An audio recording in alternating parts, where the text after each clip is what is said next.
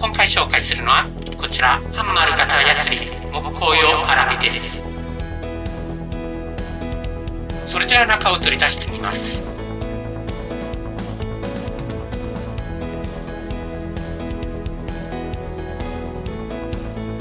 曲面です。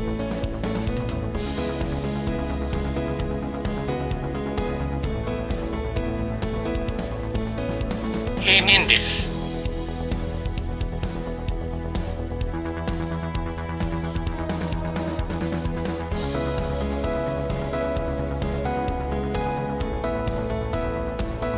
こちらのヤスリの部分の材質はスチールで A3 鋼です。ハンドル部分の材質はポリエチレンです。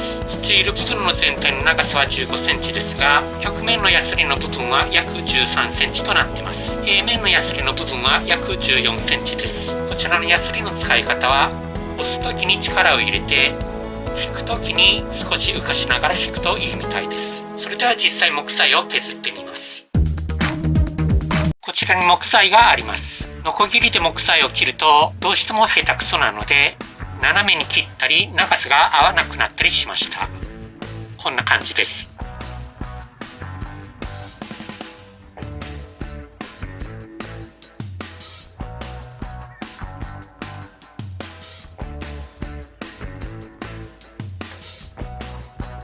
なのでこの2つの木材を同じ高さにしようと思います。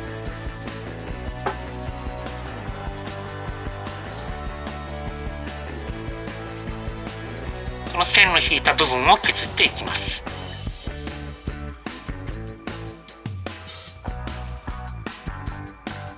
それでは削ります。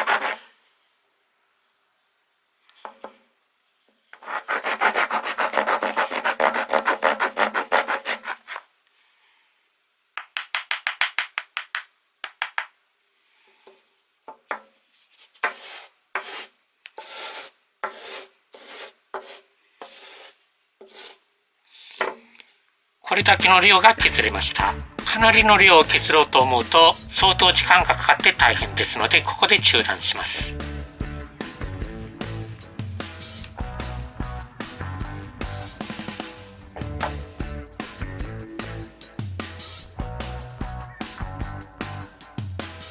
ヤスリをかけた面です。